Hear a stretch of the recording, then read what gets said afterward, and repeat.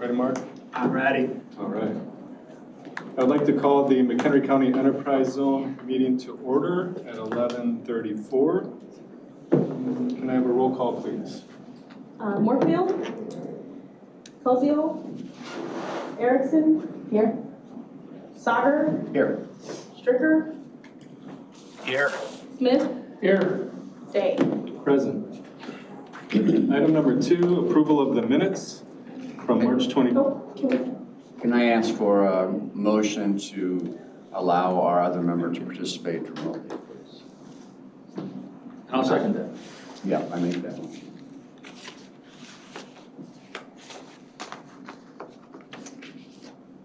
All those in favor?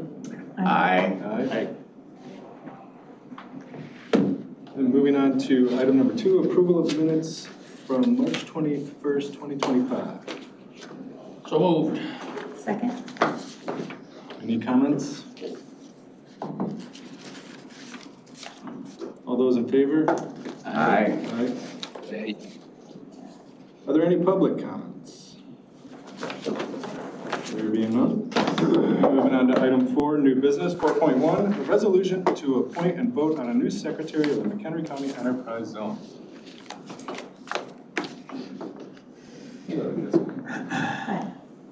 So there is currently at present Jessica vacated the secretary seat. And Derek Moorfield has indicated that he's willing to take the position. He's not here today, he has pneumonia. He did indicate that he's willing to accept in absentia if that's appropriate. Sorry he's not here, I didn't give him pneumonia. Done. So move. And I'll second. Does that require a roll call vote or? No. All those in favor? Aye. Aye. Just let me know if something does, because I'm just gonna. Got Mark up there. He. Was that an aye from you as well, Mark? It was, yes. Thank you. Moving on to item 4.2, a resolution to adopt a contract for administrative services between the McHenry County Economic Development Corporation and the McHenry County Enterprise Zone. So the contract for the 24-25 year does have something that says this contract could just be rolled over. I'm recommending a few changes be made to the contract. Tiana distributed those last week with a red line version that you could compare and contrast the changes we're recommending. Real briefly, the only changes is that I added the bullet point to serve as the Freedom of Information Act officer and manage all FOIA requests for the zone to the administrative duties. Additionally, it's my recommendation that we put the payment schedule of payments to the administrator on a quarterly basis rather than the biannual basis that we had done in the past. I feel that that is better for the zone's cash flow. And then I just made a couple of logistical changes at the end. I figured that we could remove names from the signatory section and the where to send mail to section. That way that, if we want to just continue to utilize this agreement, it'll be sort of boilerplate and doesn't require changing people as we go along. So happy to answer any questions, but this would be the agreement for the next fiscal year, which starts on May 1st between the zone and the MCEDC. So that'll be May 1st, 2025 through April 30th, 2026. I have a question on that, and bother Peter on this. Is there any problem getting them a payment quarterly? Okay. Sure. I'd just like to ask Peter, any issues that you have with this proposed set of kind of amendments? No, really not. My only comment,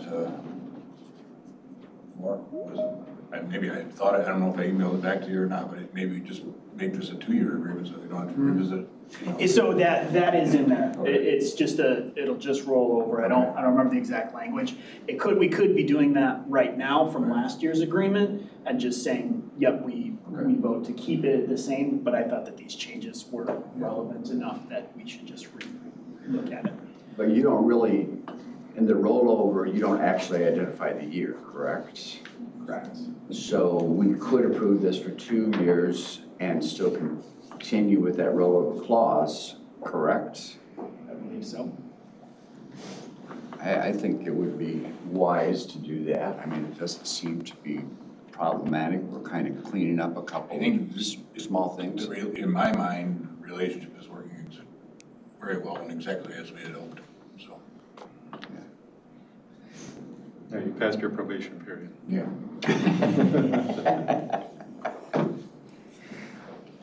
I would move that we go ahead and approve the agreement for a 2-year period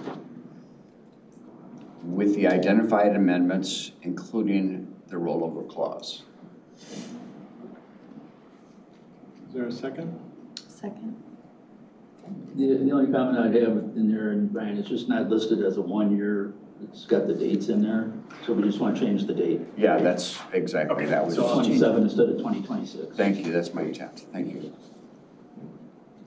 Any other comments or questions? Mark may have some. No, I'm good, thanks. Thank you, Mark.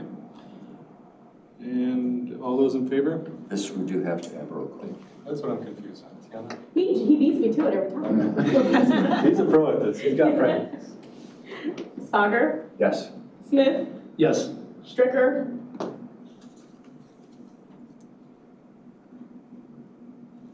Mark?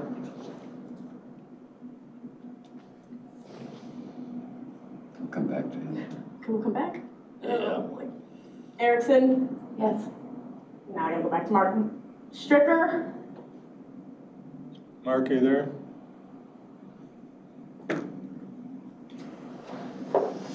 Muted. Matt. Mark, your microphone is muted.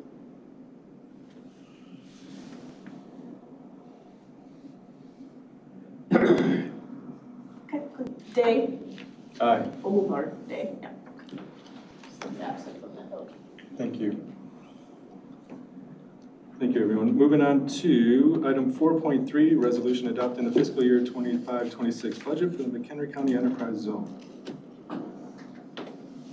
So there again, as we discussed at the last meeting, this is a very simplified budget, which I think is appropriate for the arrangement that you have with a contractor that is its own corporation rather than an individual.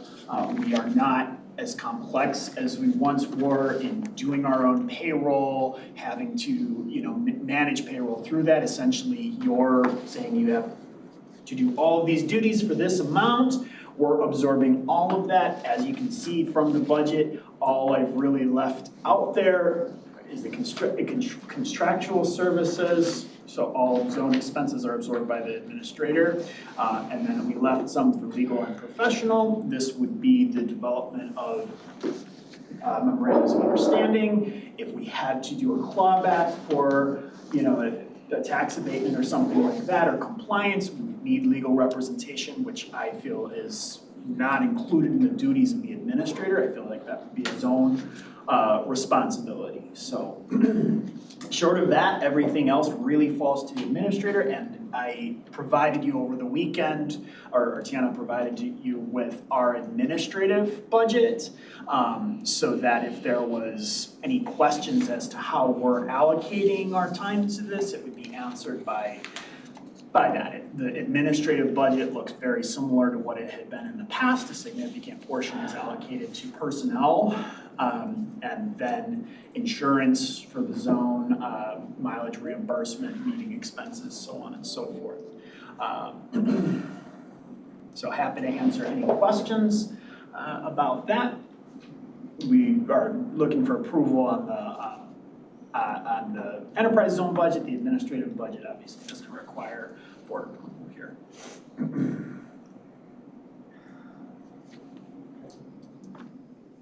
Comments, questions?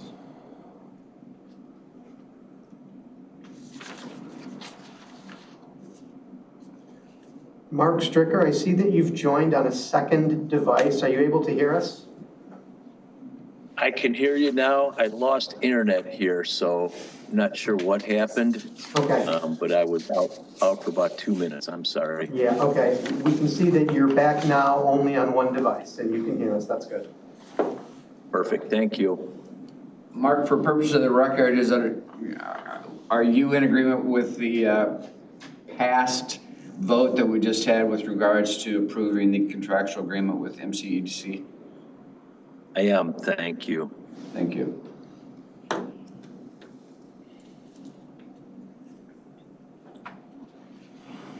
And I would move to approve the fiscal year 25-26 budget for the McHenry County Enterprise Zone. I'll second. Any comments or questions?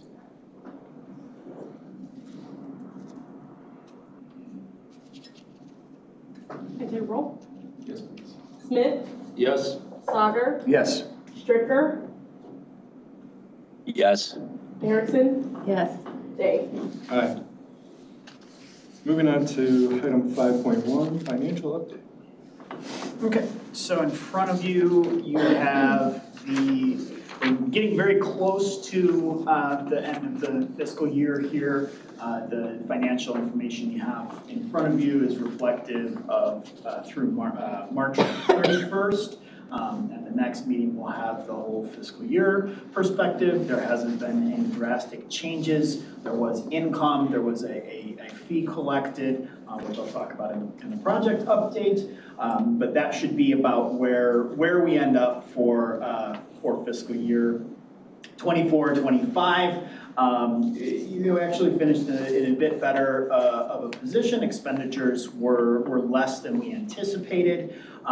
The only other forthcoming expenditure is the completion of the updates to the website, which we are effectively done with. I owe the web developer, Kristen and I owe the web developer a little bit of guidance in terms of how to lay out the application, but she's presented us with the, Kristen, how do you describe how Karen has laid that out? I mean, it's like, she's given us the inside view on the new website.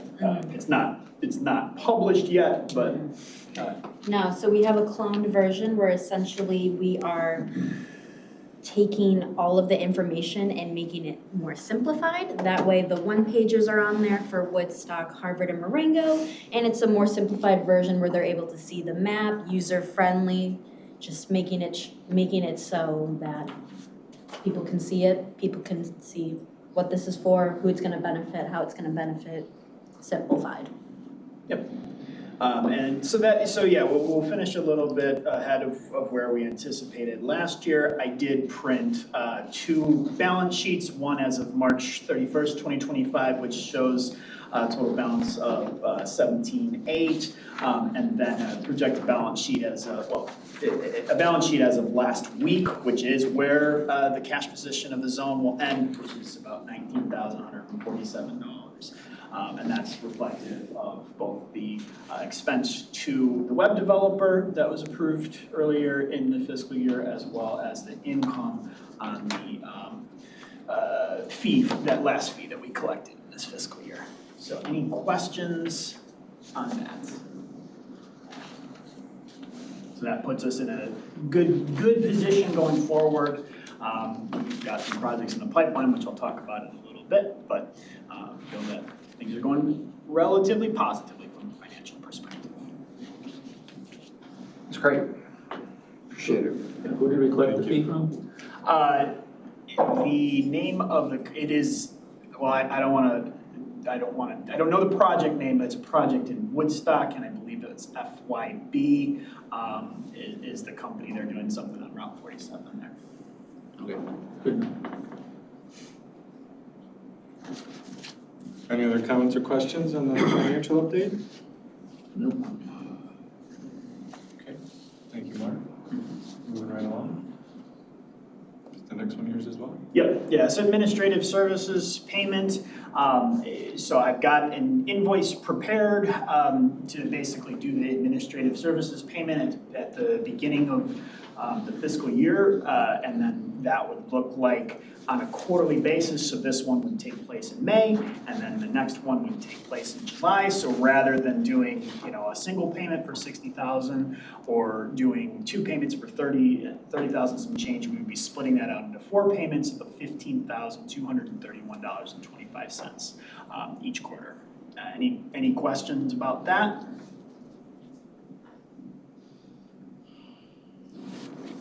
Again, I feel that that's kind of the best for cash flow for the organization, rather than trying to string it out over two big payments. Great. Okay.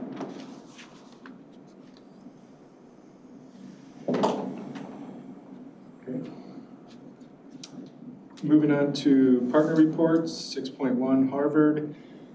We've got a couple things in the pipeline that we can't announce yet, but pretty excited for Harvard and the county, neighboring municipalities. The Harvard Credit Union that had started the process before with the enterprise zone and had fallen off, never went through with the project, so they didn't have to make a payment to the enterprise zone. They're gearing up to start that project again, which includes demolishing the house that they're in and building a nice campus for themselves. So hopefully that'll be coming into the enterprise zone here soon. That's all I have. No one here from Marengo? Anything from Marengo? Not from me, from you. Okay. No, they will be changing mayors here in a matter of a couple weeks. Yeah, we'll work to, I've got a meeting with Derek Monkfield that was supposed to be for today, but we'll kick that down the line and we'll work to bring the new incoming mayor profit into enterprise zone so that they're aware, so we can take advantage of it. Okay. Thank you. Marengo got a bunch of money from us so they could get their grant from the state. Was that what it's from the state? So they can put the water and sewer in? Maybe everybody knows that already? We're excited about it. Yeah. I think things are moving forward pretty positively there. I mean, it's taken a while, a lot of, I hate to say bureaucracy, but a lot of steps, I guess, they've needed to go through, and I think it's really positive right now, so it's great. Hopefully they'll be in a better position now as they move forward with a new mayor and colleagues. Agreed. Woodstock update? Yeah, I was just trying to find out.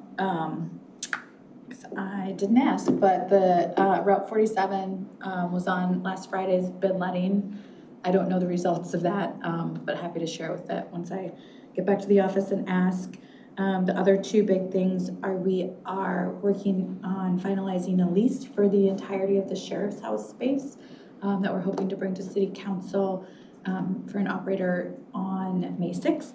And then we do have a meeting tomorrow with a very promising potential development partner for our die-cast redevelopment site. So those have been the two big things that have been on our radar in addition to Route 47. And so all of those things kind of progressing and hopefully coming together in the near future. That's exciting. That's good to hear. Thank you, everyone. Any new businesses on 47? Any Right. new businesses? Right. On 47? Not, and you can tell me if you think I'm missing something, but not, there's not a lot of new activity there just because there's been so much uncertainty. Right. So I think once we start to see some certainty around, and we're starting to see some investment interest, I think that will be a big piece of now being able to provide some certainty around timing and phasing and everything for Route 47. And as we're making the city's investments in the beautification pieces of it, as we'll hope to start to see property owners reinvest in their properties and or investors come in and be able to acquire some of those properties for redevelopment and improvement. Two things. Can you identify what the city is doing to kind of help businesses along the Route 47 area to kind of get people in and all that kind of stuff? Yeah, absolutely. So one of the things is we are waiting for another proposal, but we will be engaging a consultant, either Metro Strategies or somebody like that, to support the communication engagement, and just informing pieces of that for our businesses. And then city staff is working on a strategy that would help to maybe offset and mitigate some of the costs associated with operating business in Woodstock in the interim. So things like, nothing that's been approved yet, but things like looking at abating licensing fees, a sign variation program to make it very easy to get a sign variation in the interim to so that they can help themselves from a signage perspective. So all of that will be coming together. Again, with so much uncertainty around like the timing and the phasing that comes from the contractor, and also I think not everybody believing that it was actually moving forward. We do anticipate that hard construction that would cause significant road closures and realignments. We have about another year until we'll see that. So all of the rest of that will hopefully come, we'll have figured out in time for that to start and to really start impacting businesses. Thanks. Last thing, you mentioned, beautification and improvement projects that the city's been already engaged in terms of financing those types of things. Can you share that with the larger group? Which piece, the financing piece or the? What are the particular beautification efforts? Yeah, so the city will be doing some, the landscaping and lighting improvements. Median and adjacent to the highway, the city's making the investment in those landscaping and lighting improvements. Lights, lighting fixtures. Lights, lighting fixtures, landscape medians, all of those things. Right. That you would hope to see on a newly constructed highway. The only reason I was asking those things is because I think the group needs to kind of hear those in case we get some questions out there, because as everybody knows, this has been a large, very drawn out process of improvement, but things are starting to take place, and so the city and IDOT and others have been working very hard to make sure that everything is coming to fruition, and that it's hard to convince people, they want it done tomorrow like this, and it's hard to convince people that things are going to be better and they're going to be significantly better, and so I think we just need to help get the word out, I guess. So thank you, I appreciate it. Yeah, absolutely, and I do appreciate that, because one of the things that we hear all the time is, the city is not communicating with us. We're doing everything that we possibly can to communicate. We just only have so much information ourselves as of this point, and so, but that was a big step for, we have a very fiscally conservative city manager, but convincing them of the value of engaging consultants, people that are experts that know how to, and already have the relationships and the resources to be able to really do a good job of making sure that our business community stays informed of the impacts. So looking forward to that. I'm shocked to hear that Roscoe's fiscally conservative. Yeah, right. I'm sure you are. But really, it probably would end up costing us just as much to try and figure out how to do it ourselves as it does to just hire the people that know how to do it. So That's great. Thank you so much. Sometimes it gets worse before it gets better. Right. Which I believe is a quote from Roadhouse. The old one or the new one? I haven't seen Jake the new one. Gyllenhaal or? I haven't seen the new one. Blasphemy. Yeah. But thank you for that, Jessica. And administrators report. Okay, so on the project side, since we last met, we did have the one new project. It is a Woodstock project. I misspoke earlier. The legal business name is FHSD Woodstock LLC. It's a $1.3 million project. Building materials represents about half of that. And then labor costs about $800. At the end of all of it, it should be a net new of 10 full-time positions. Is that the one that we talked about last time? Maybe, I think so. Okay. But that's the only one that we've had, and that was, oh, it is the one we talked about last time, yes, because remember as we discussed, there, I said, let's try to do a preliminary approval, because they still have some questions out there about easements and stuff, so that worked really well, and they sent their fee checks, so we distributed the building material exemption certificates. They are good to go now. It was encouraging for me to hear, because the last conversation we had with them was still a little bit uncertain. Okay. Yeah. So. We'll take this as an indication of certainty, so that Okay, they sent the money, so that's good.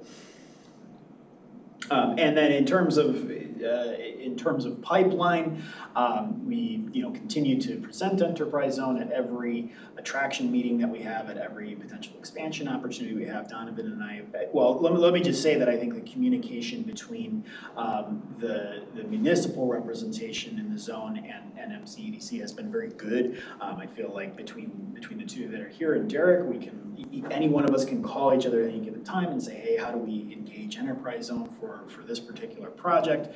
We're happy to come there, and we're happy to bring them in when we have opportunities in that. So I think that's working very well. And to the point where I would expect to see some pretty increased activity in the zone for 2025. Any questions? Is there anything going on in the non-municipal kind of county section? I know that it's a sort of limited, slim section. There are very, very small margins in which we could apply zone benefits out there. To date, we haven't had a ton of inquiries to that end. With what's going on in Marengo, we are going to have to take a look at that. Right now, we're trying to be as aligned with their process and bring water and sewer down, but once that is sort of solidified and codified, we're going to have to talk about the parcels very close to the 90 and 23 interchange, and because they're unincorporated at this point, and they're not in the zone, so we potentially will have to expand the zone, and obviously that's a discussion of a larger discussion of annexation and things to that effect. So that's the best that I can bring forward in terms of what's happening in the county at this point. I appreciate it. Thanks, Mark. Thank you, Mark. So as far as expanding the zone, at some point, that's probably Imminent. Yeah, and does it have to be within Marengo? It doesn't, or what do we need to get that started or done? I mean, that's probably gonna be the first end of big truck stop down there somewhere. Absolutely. So the way that would need to be, kind of fall into place is the first thing we have to do is ensure that the criteria for that particular area is met, which is in Marengo is a given, and we've got to submit to DCEO and say, hey, this area meets the criteria, we want to add this to the zone, and then I believe we have to hold a public hearing, submit the results of the public hearing back to DCEO, and then go through the process of adding the individual parcels into the zone. What really matters at this point is determining the exact parcels and so on and so forth, so that we can present a GIS map to DCEO and say this is what we're looking at. Outside, other areas in terms of expanding the zone, that is, that's going to be based on the median income and the unemployment in that specific area. So outside of where the zone is currently, there may be opportunity to expand north and east. However, expanding eastward in the county is not likely for the zone's purposes. I could add on to that, and I'm kind of thinking this through in my head, but you're raising a good question, Larry, is why, if we know this area is gonna be in Marengo, why not get it in the why book? not put it in the enterprise zone now? However, it's one of the main of the four intersections, of the four corners of the intersection is not incorporated yet. They've kind of pushed back on Marengo a little bit, obviously. If we want to give them enterprise zone benefits, then they have less reason to annex to Marengo. They'll say, I'll just drop my own well and I'll be fine. You can't make me be in Marengo. I'm just thinking out loud here, but if we hold out to them the enterprise zone benefits if they choose to annex, then I think we're all better served, because we want the development down in there in to be incorporated, Marengo, not unincorporated. Yeah, then that's fine. I was just thinking, you know, it's a process, it takes time. Yep. Somebody wants to come and get something going, and we need to be ahead of it a little bit. Yeah, I agree. They should be ready to be quick. That it's something that we've talked about internally, about, you know, more or less getting the data that's required and so on. Which there's a lot of copy and paste from our original, because Marengo was only added to the zone in 2022 or 3. So we have a lot of the data that's gonna be necessary already that there hasn't been a census since then, so it won't have changed much. We'll work closely with the city, but you know, I don't want, no one wants a potential developer to pit the county against Marengo and say, hey, I'm not going to join you, Marengo, I'm not gonna pay for your police protection, I'm gonna get it from the sheriff, and I'm just gonna drop my own pipe in here. And so, yeah. Okay, just a thought here. Great.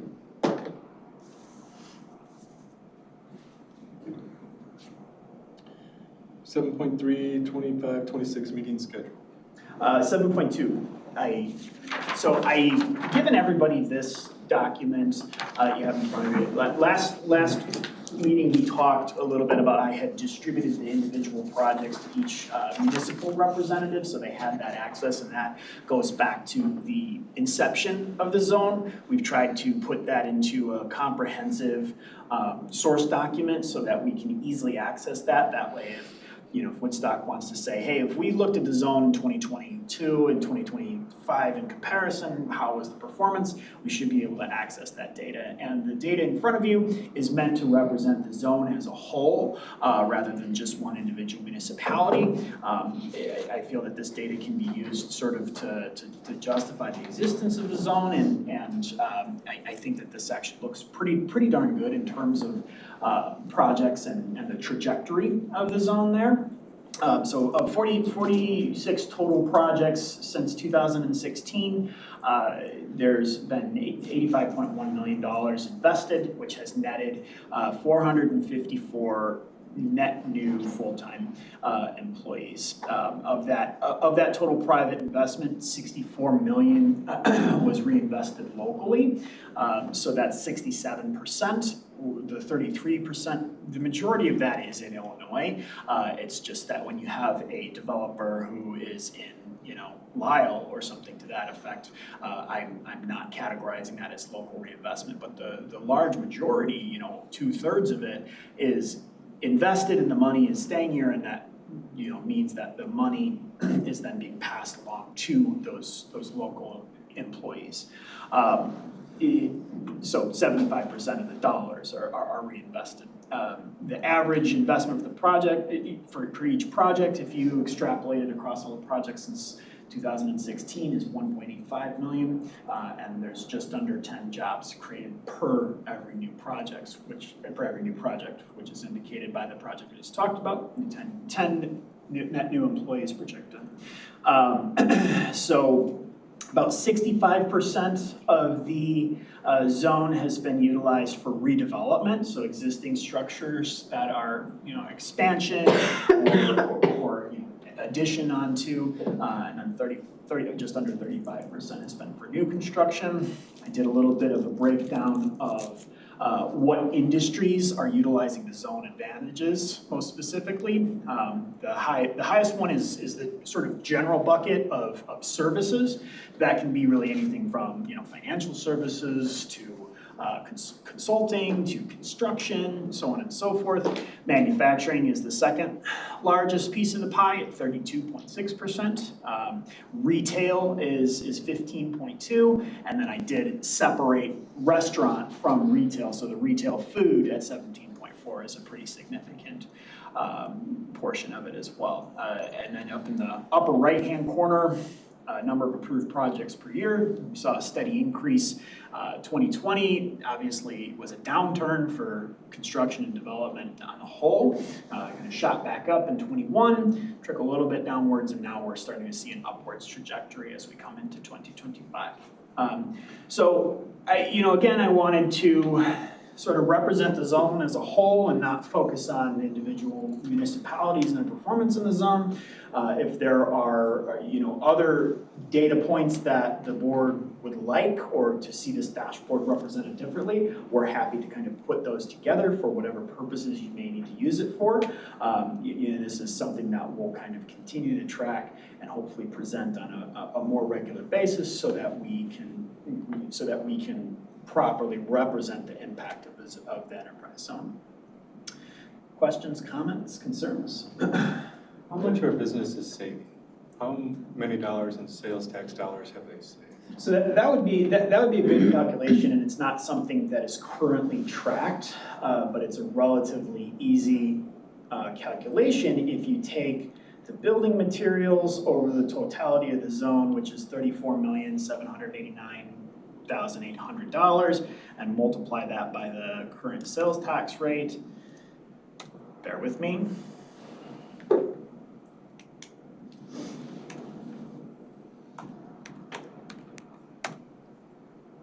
About $3 million. So if you multiply it by 8.25%, that would be 2.870 million. Thank you. And that, what I have not done, has not been tracked, is the savings associated with the abatement. I think that that's an important metric to track as well, and I'll work with Alex to kind of get those numbers so that we can present them better. But I don't have that at this point because obviously that's a much more variable cost savings between different property values, different, all of the things that go into the assessment. Thank you for that. And the individual reports that you sent out, I was able to share with council, and they were very impressed with how well the enterprise zone is working for Harvard. Kind of encourages them to think about incentives a little bit more and the benefits of it. So thank you for that. Yeah, of course, and we're of course willing, if you want us to come to city council or things and present this in a more data forward way, that's kind of what this serves to do, is we're happy to do that. And if you have specific things, hey, make sure we capture the savings on this, or this particular project, very willing and motivated to do that. Well, I think this is pretty neat. I do to too. get this all together. Yep. Look back and say, I know what I did for the last 9 years. That's, And this is based on fiscal year, so this is like year end. This ends in 2024. Okay. Yeah, so this is based on calendar years. Okay. Yep, not the zone's fiscal year, because that I think is a little bit confusing. So we based it on the calendar years. I think it would be good if, Mark, you could get out to all the councils. I think that'd be a great small presentation to kind of update people. And on one hand, it kind of shows ongoing communication, but two, it shows the absolute benefits. So I think that's great. Yeah, and I'm happy to do that. So just lay out the time and what it needs to look like for you, and we're happy to do that. Kristen's happy to support as well. Yeah, especially with new council members coming on board.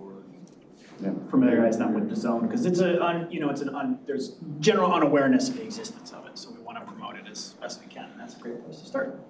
Absolutely. Thank you. Now 7.3. So you guys tell me, in terms of the cadence of the forthcoming meetings, and this time we're doing it on a Monday 11:30. We'll work around your schedules and how frequently you want to meet. Whether we've moved to that quarterly payment schedule. If we want to do every other month, that's great. If you want to stick to once a month, that's fine too. But it's up to the board how frequently we want to get together and discuss things. And then I can based on what we say here, I can put a schedule together and share it with Tiana, and then we can get them scheduled out for the remainder of the zone's fiscal year or the calendar year, and just that way we don't have to, think about it every time. I feel like we talked about this a little bit last time. Didn't we talk about wanting to do it the first earlier in the day and not like right in the middle of the day. Yeah, and we didn't really define exactly what time that would be, so, you know, time of day, date, and frequency will help me put that together. I like first thing in the morning, like 8:30, but Yeah, I don't same. wanna be selfish about that. I'll make it work, whatever. But that's just, it allows me to get on with the rest of my day to do whatever. Frequency wise, it seems like we've got some things in order that, maybe over the last year or two, with you guys taking over the administration of it, all of a sudden the change of officers, it seems like we got some stuff in order that we wouldn't have to meet as often. That this should be sort of a self-running train kind of thing for a while, with some quarterly oversight. Yeah. I agree, quarterly I think is good, and I'm all for starting earlier in the morning if we can, if we can find space here. Quarterly, I think, is great also, and starting earlier the better, so we're not traveling to our respective municipalities, coming back. At least for me, because I live in Woodstock, so I'm not too selfish. And then not Monday. Fair enough. Is there a particular day of the week that is off limits, or are Fridays good? Well, for space here, I think Wednesdays are better. Yeah, Wednesdays, that's what I was Because gonna say. Tuesdays and Thursdays are typical committee days. But And I prefer not Fridays, I think Wednesdays are good days. yeah, Fridays are tough in the morning, they have staff meetings in the morning. So it just seems like Wednesdays is the day that has less meetings. We do have some committees on Wednesday. Yeah, but I was not bummed Tuesday, Wednesday, Thursday. E&D, admin, finance. Wednesday, TC is off-site, and you don't support that. I'm typically there, but that's okay. But it just depends on the week. I mean, it's not every week of the month, it's just certain weeks, so we can Third find. week of the month sounds like the best. Third week sounds like third the week? best. Yeah, For this for meeting? flexibility for the. Flexibility, the schedules, third Wednesday on a quarterly basis at 8:30 a.m. On the first month of the quarter, the fiscal quarter? Yep, Okay, so the next one would be August. correct. Sounds good to me. Mark, any comments? 20th of August? Is that what I heard? That's what I heard. Wednesdays, I have standing 9 o'clock in the morning meetings. So that's usually done at 10. So if you're talking that 8:30 start, that's the only day of the week that really gets into a long-standing meeting date. Would you be able to do it at 8:30 and still make your 10 o'clock? Or- No, he finishes at 10. It gets done at 10. It's 9 o'clock. I see. Every week? I could probably push those back to 9:30. Yeah, we've done it in an hour. Wednesdays, if we did start at 8:30. Yeah, third Wednesday, first month of each quarter, push that one back, that'd be possible? Yes. Okay, thank you.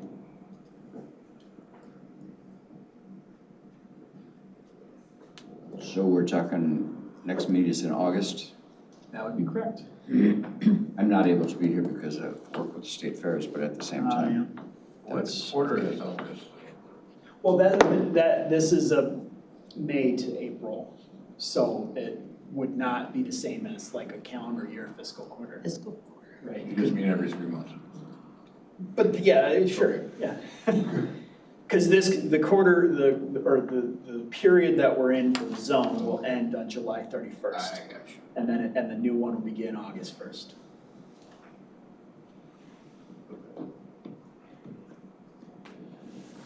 Any other comments? I mean, we can also vote to change to a calendar fiscal year. That would cause such less headaches for me.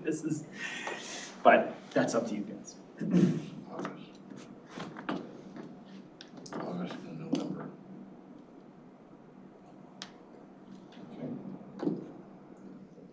August 20th, next one, so I can send out the notice.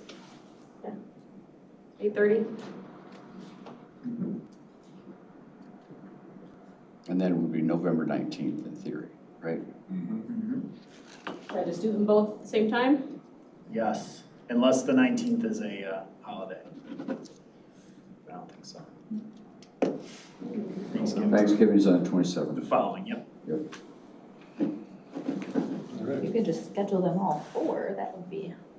Let's do it. Amen. Tiana's got the calendar open, let's get them all on the calendar. That's what I was aiming to do, so if we're gonna set the schedule, and then I'll send out one notice with all of the meetings for the next year, so that's what we tend to do for committees, so I was Yeah. hoping to get there, so Yeah, I that's love it. perfect. you. Love Let's it. spend the time.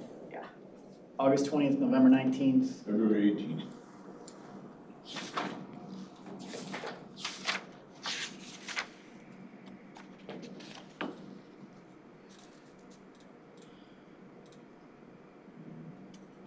April 15th. No, May 15th.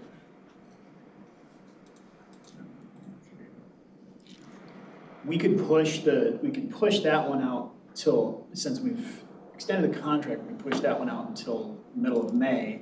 That way I can present the fiscal year closing at that time. May 20th. Yeah, because this would technically be the. I like it. I've not seen a coordination with so many schedules go so quickly. Yeah, something's gonna go wrong at some point, but this One is- of them will be rescheduled. Do we need a motion on that schedule?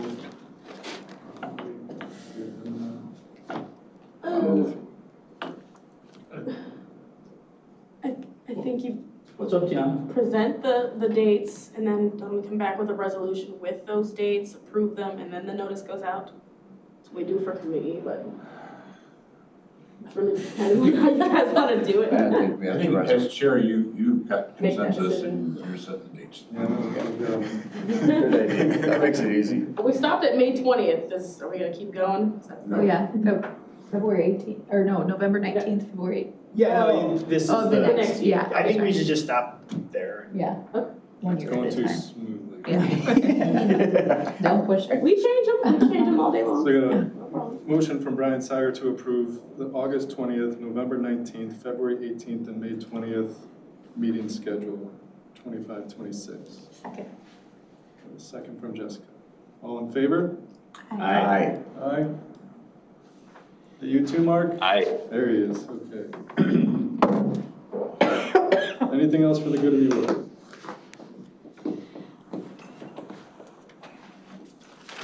Motion to adjourn?